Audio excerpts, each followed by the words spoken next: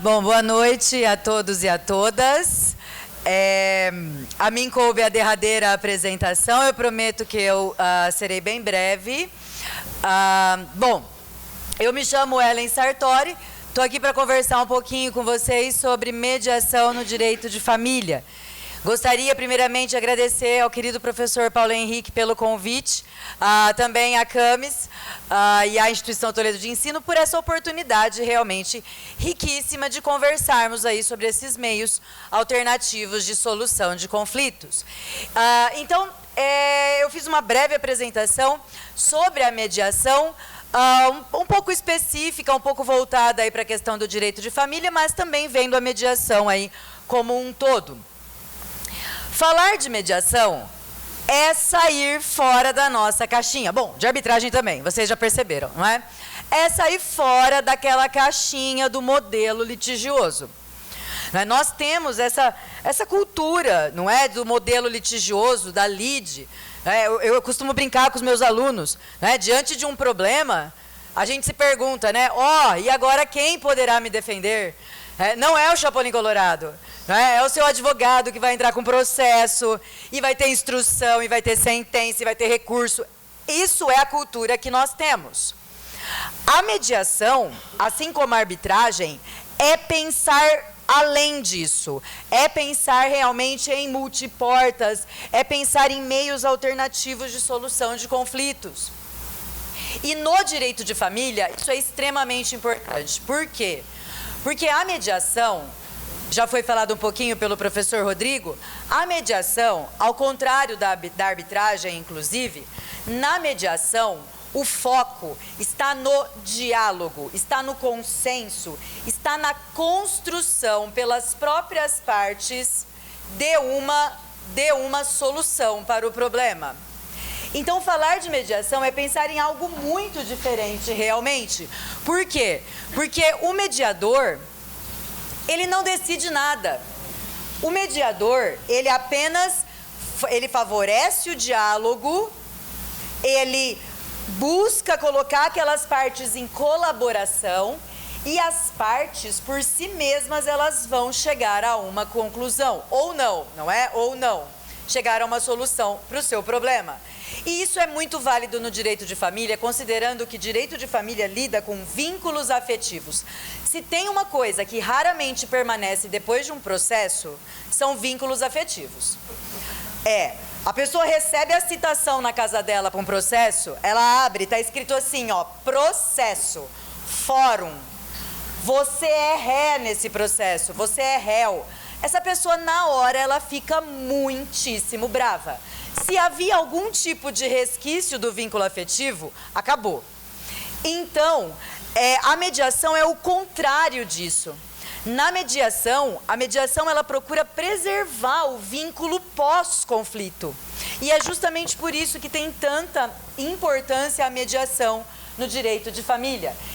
E, inclusive, a lei, não é? Principalmente aí o CPC de 2015, privilegiou muito essa questão da mediação. Inclusive, nós temos um rito próprio para as ações de família, que tem lá no artigo 695, dizendo, né, que a pessoa é citada nas ações de família para comparecer à conciliação. E não vai com contrafé essa citação. Isso eu acho interessantíssimo. Por quê? Para a pessoa não ter conhecimento. E ela é citada para audiência de conciliação e mediação e serão tentadas quantas mediações e conciliações forem necessárias. Então, a lei, ela privilegia a mediação, ela dá muita ênfase hoje em dia para a mediação, justamente por ser um meio alternativo de solução de controvérsias. E, aliás, esse é o conceito da própria lei de mediação. Isso está lá na lei 13.140 de 2015, que já foi mencionada, que existe, então, no artigo 1º, o conceito, a mediação é um meio de solução de conflitos, não é? Alternativo, e o parágrafo único, que já foi lido também, ele traz o conceito de mediação, é uma atividade técnica exercida por um mediador, um terceiro imparcial, que não vai decidir, é sem poder decisório, e ele vai ser escolhido ou aceito pelas partes para auxiliá-las. Ele vai gerar um diálogo, ele vai auxiliá-las e as próprias partes é que vão chegar à conclusão do seu litígio, do seu problema. Opa, peraí. Aqui tem uma frase da Maria Berenice Dias, não é? E ela diz, né, na mediação, ao contrário da arbitragem, ao contrário do processo judicial, as partes são colocadas frente a frente para enfrentar o seu problema, para enfrentar o problema, para buscar soluções. O mediador, que é imparcial, é um terceiro imparcial, ele vai favorecer o diálogo, mas as soluções são buscadas, as soluções são buscadas pelas partes.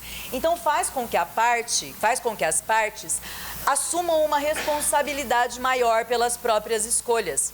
Ao contrário do juiz, ao contrário do árbitro, que dá a decisão pelas partes, na mediação não. Na mediação, as partes constroem de maneira colaborativa, de maneira criativa, a sua própria solução. O artigo 2º, ele traz aí os princípios da mediação. Eu vou só falar rapidamente a imparcialidade do mediador, a isonomia entre as partes, a oralidade, a informalidade, a autonomia das partes, a busca do consenso, a confidencialidade e a boa-fé. Daqui eu destaco a isonomia entre as partes. É importante que elas estejam em pé de igualdade, justamente para poder chegar a essa decisão juntas. Eu também destaco aqui a questão da oralidade. O procedimento de mediação, ele não é um procedimento onde existem peças processuais, não é? Defesa, petição inicial, não tem nada disso. É um procedimento oral. As partes, elas vão ser colocadas para conversar.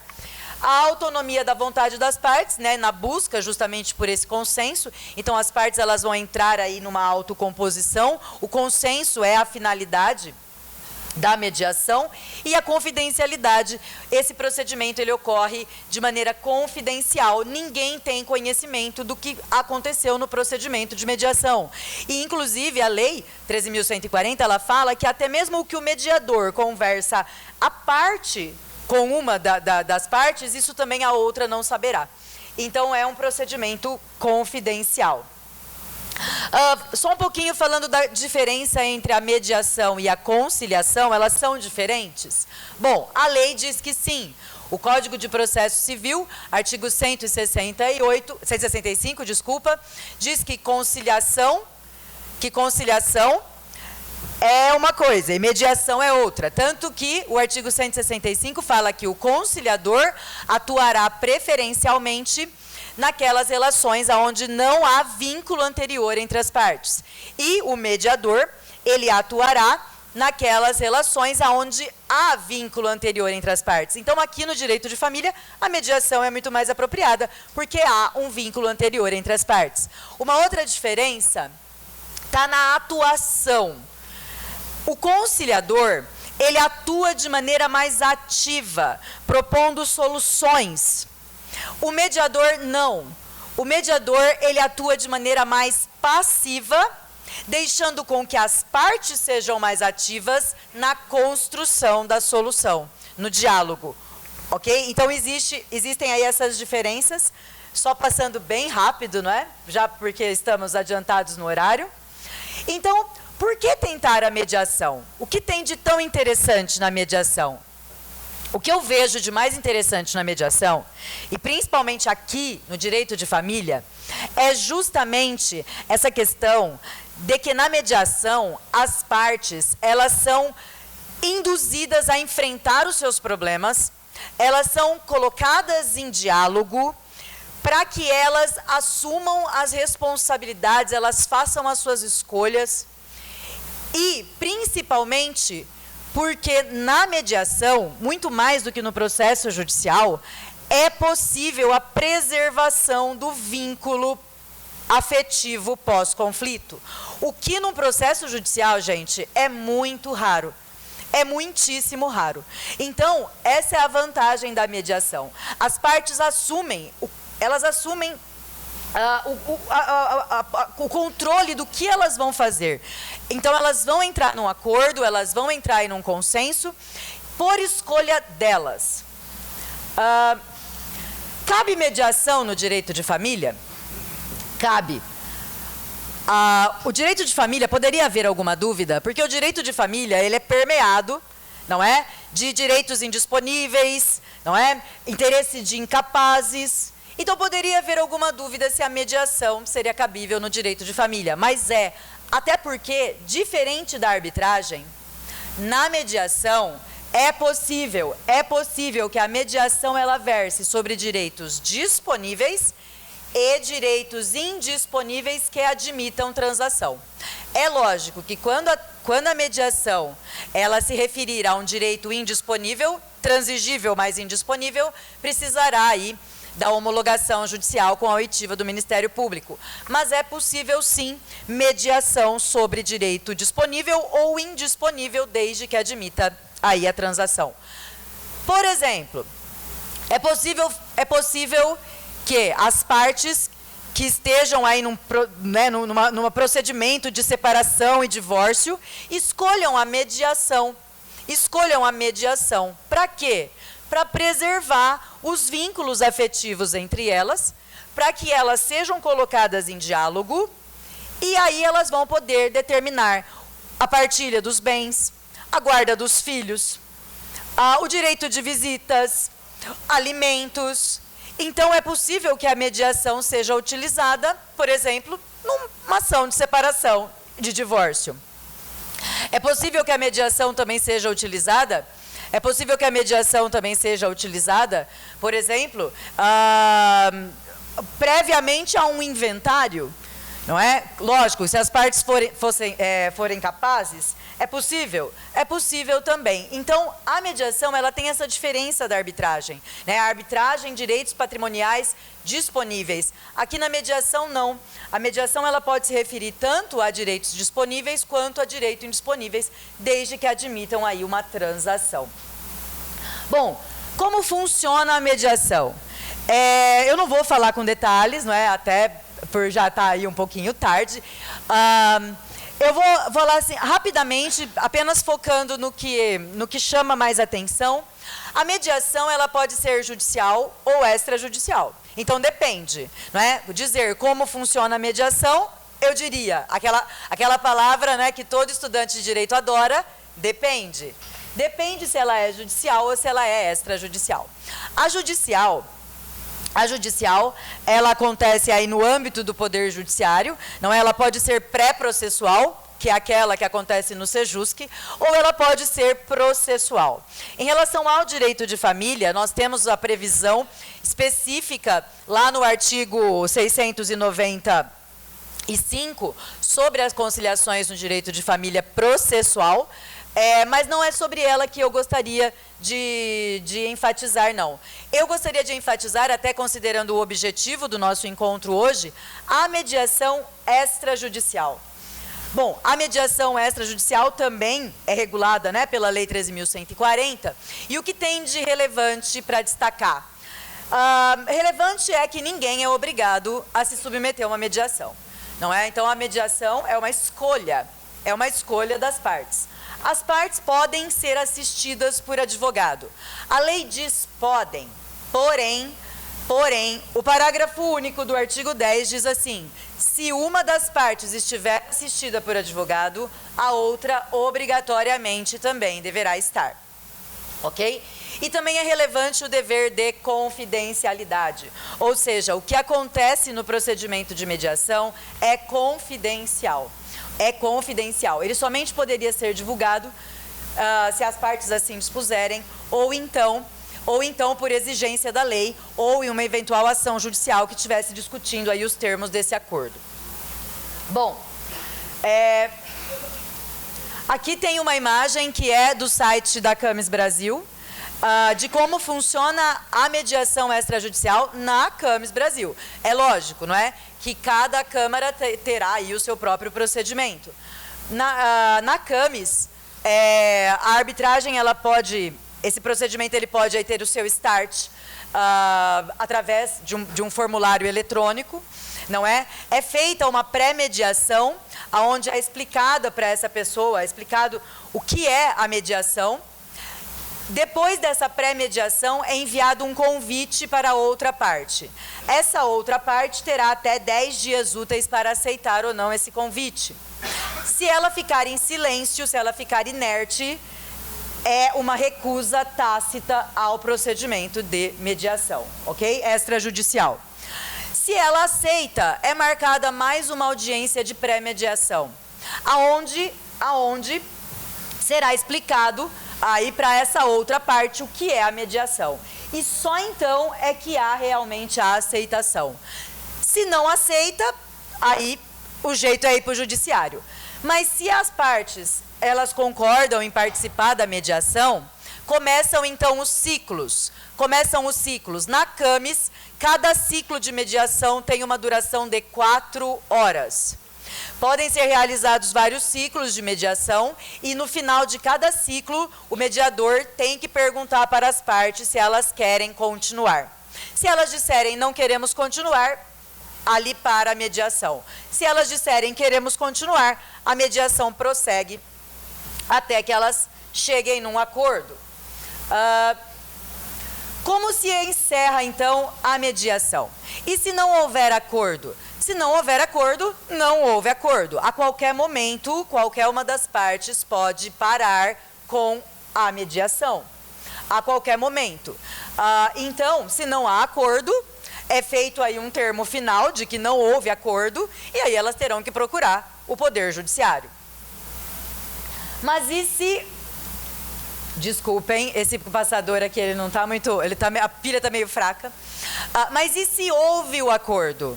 E se houve o acordo? Se ao final da mediação, as partes, elas entraram aí num consenso, tiveram uma composição, se tiver o acordo, é lavrado um termo de acordo, e esse termo, ele tem validade, ele tem, e inclusive ele tem aí status de título executivo extrajudicial. Ok? Então, esse termo lavrado aí do acordo na mediação, mesmo na mediação extrajudicial, ele tem aí a natureza jurídica, como disse o Tiago, não é? De título executivo extrajudicial. Se a mediação versou sobre direito indisponível, será necessária a homologação judicial. E se for homologado judicialmente, então terá a natureza de título judicial. Bom, mas aqui no direito de família, nós temos duas peculiaridades sobre a mediação extrajudicial.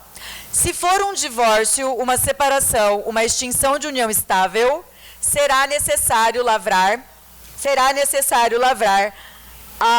no tabelionato a escritura pública, isso se não houver, né, nem filhos nascidos e nem nascituros. Então, com o termo de mediação, se as partes forem capazes e não houver filhos menores e nem nascituro, elas podem aí se dirigir a um tabelião e fazer, então, a escritura do divórcio, a escritura da separação ou da extinção de união estável, ou mesmo de um inventário extrajudicial. Agora, como eu já disse, se houver interesse de incapaz envolvido, aí precisa da homologação judicial, inclusive com a oitiva do Ministério Público. Ok? Bom, era isso que eu tinha para dizer. Fui bem rápida, não foi? Prometi cumprir. Na verdade, eu teria muito mais coisa para falar, mas assim, a intenção realmente foi falar um pouquinho dessa mediação extrajudicial, que eu acho que, como disse o Tiago, é o futuro. A mediação é um instrumento extremamente válido no direito de família, justamente porque preserva o relacionamento pós-conflito. As partes conversam, as partes são postas em diálogo e as próprias partes decidem o que elas querem para a sua vida. E quando elas fazem essa assunção da responsabilidade que elas estão decidindo, isso faz com que elas também respeitem mais o termo do acordo. Diferente da sentença, porque a sentença põe fim ao conflito? Será? Ok, as partes têm que cumprir a sentença, mas lá no coração, principalmente no direito de família, as partes saem satisfeitas com a sentença? Conheço pouquíssimos casos onde uma sentença é capaz de apaziguar os ânimos num direito de família. A mediação, ela tem essa vantagem. Se as partes decidiram, se as partes, elas colaborando uma com a outra, chegaram àquela solução, elas com certeza sairão da mediação com o coração muito mais apaziguado e com muito mais vontade de cumprir o que foi ali determinado. Antes de terminar, agradeço novamente ao professor Paulo Henrique, professor muito querido, foi meu professor, agora é meu colega no doutorado, né? Nós dividimos aí as alegrias e as dores do doutorado. E eu devolvo a palavra para o professor Paulo Henrique para encerrar o evento. Muito obrigada pela atenção e qualquer dúvida eu estou à disposição. Muito obrigada.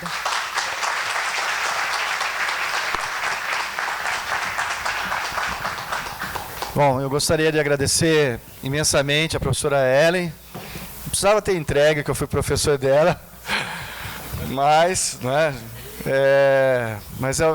claro, para mim é uma honra, né, ter tido a Ellen como minha aluna e agora uma honra maior ainda ter ela aqui como minha colega de doutorado e de magistério. Eu vou, né, fazer o sorteio, então, dos livros a serem entregues posteriormente. Se surgir algum conflito, tem a Camis para resolver.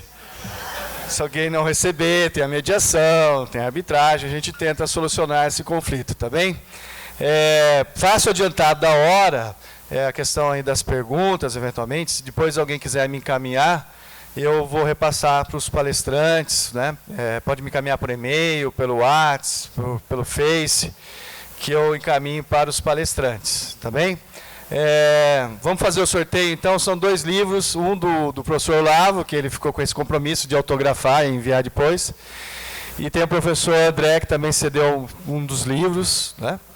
Vamos fazer aí um sorteio. O pessoal tem feito muito sorteio pela questão do dia do aniversário. Tem algum aniversariante hoje? Não. Mais próximo aí desse dia, do nosso dia 7? 11, vamos lá. 9. 6. 6 está. 6 e aqui? Terceiro? Dia 3 pode ser 6 e 3, pronto. Mas vem aqui dar o nome. Não dá para atender todos, né? Bom, encerrando, tá certo? Eu agradeço a todos os amigos que colaboraram, né, com o nosso workshop, colaboraram palestrando, que colaboraram aqui com a presença, todos os amigos e amigas, os alunos, e dizer então que realmente, como foi destacado aqui, que seja uma semente e que a gente leve em frente o próximo ano, a gente faça um novo workshop ou até mesmo um congresso com uma dimensão ainda maior, tratando desses temas importantes. Tá? Então, até a próxima oportunidade, agradeço muito. Muito obrigado.